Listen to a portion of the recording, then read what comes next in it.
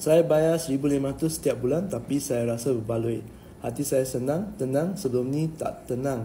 Sikit-sikit owner rumah datang, ada yang nak jual, ada yang meninggal pasca anak, macam-macam. Okey Cik Nuris, terima kasih berkongsi ya. Ya memang kalau anda beli rumah dan sendiri dan tinggal rumah sendiri, anda tak perlu hadap kerana owner, kerana tuan rumah atau ejen. Okey? Anda nak buat macam mana pun boleh. Anda hidup dengan tenteram. Okey? Sebelum ni tenang tak tenang, sikit-sikit owner rumah datang. Yang ini saya nak highlight sikit. Kenapa ada sikit-sikit owner rumah nak datang? Tahukah anda sebagai penyewa, kalau anda bayar sewa bulanan anda tepat pada masa, tak ada tunggakan, apa-apa pun tak ada, anda tak beri owner pening, owner tak ada hak tau untuk tiba-tiba datang, selalu datang nak jenguk.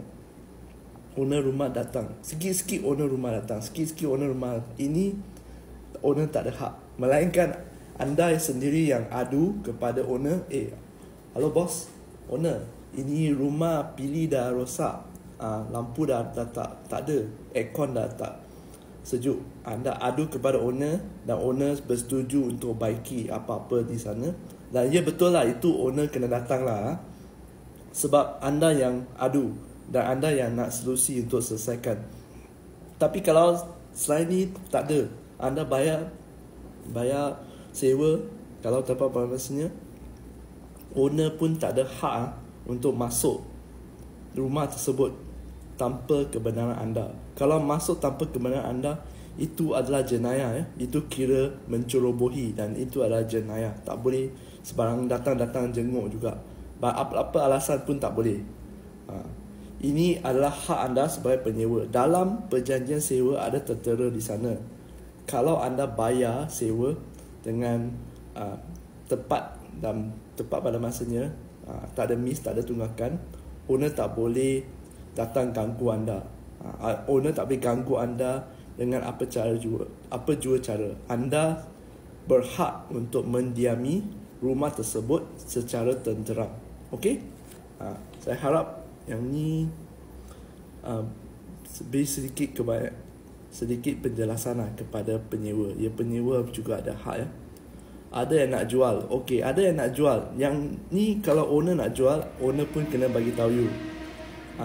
Bila ejen datang ke, bila pembeli nak datang ke, ejen nak bawa pembeli ke, mereka kena bagi tahu. Okey? Kalau mereka dah bagi tahu, anda juga sebagai penyewa, anda ada hak nak bagi tahu owner. Kenapa banyak kali ejen you nak datang. Ejen nak datang bawa pembeli, asyik-asyik bawa pembeli ya. Masa semua tak kena dengan saya kena kucak-kacir. Ini juga mengganggu ketenteraman anda sebagai penyewa. Anda boleh beritahu owner ya, saya tak bagi viewing. Boleh. Saya tak nak bagi viewing. Ambil gambar, okey. Bagi viewing tak boleh. Sebab owner selalu ejen selalu datang ganggu you punya hidup di sana. Datang tak kena masa, tak kena pagi, petang, malam. Hari Minggu pun datang. Hari Minggu datang tu biasalah dah. Tapi kalau datang tiba-tiba kata tak datang, appointment tak ada. Jadi anda sebagai penyewa anda ada hak tolak. Okey? Atau bagi saya kalau saya penyewa dan owner nak jual, saya akan buat tema macam ni. Setiap Sabtu nak viewing boleh, tapi setiap Sabtu pukul 10 sampai pukul 12. Contoh. Lepas tu tak boleh. Yes, anda ada hak. Okay? Anda juga ada hak nak tolak. Macam mana nak tolak? Beritahu owner, saya tak selesa kalau ada orang yang saya tak kenal masuk rumah saya. Saya tak kisahlah ejen siapa. Kalau anda ada ejen yang anda lantik, 1 atau 2 ejen saja, itu maksimum. Yang ejen ketiga, saya takkan buka pintu. Saya takkan jawab telefon. Okey? Ini adalah hak anda. Ada yang penyewa tu, saya pun pernah berurusan. Ada yang tuan rumah tu, penyewa tu tak bagi masuk langsung. Mereka bagi tahu sebab mereka tinggal seorang kan, wanita tinggal seorang. Jadi dan lepas tu mereka tak selesa lah sebab orang yang tak kenal masuk rumah. Dan mereka juga ada barang berharga di rumah, macam barang kecil-kecil. Kalau hilang, siapa nak tanggung? Okey. Dan mereka bagi gambar sajalah. Mereka ambil gambar saja untuk tuan rumah. Saya sendiri sebagai ejen, saya bagi tahu tuan rumah, kalau penyewa macam ni kan, saya pun tak nak ambil listing, saya tak nak jual. So biasanya lah, bagi saya sebagai ejen, kalau saya tak pergi tempat tu dan tengok, saya tak boleh nak fikir macam mana nak jual. Sebab tu saya tak ambil. Okey, ini dah simpang sikit ke kerja saya sebagai ejen hartanah lah.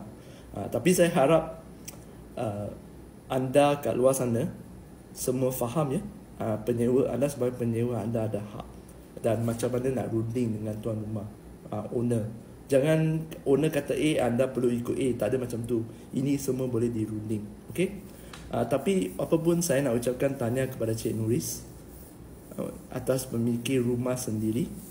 Dan saya amat gembira tengok Cik Nuris rasa rumah tersebut berbaloi. Okey. Teman-teman yang ada tengah tengok TikTok ni, bolehlah belajar daripada Cik Nuris. Kenapa Cik Nuris kat sini berkongsi, kenapa walaupun bayar 1,500 sebulan rasa berbaloi. Okey.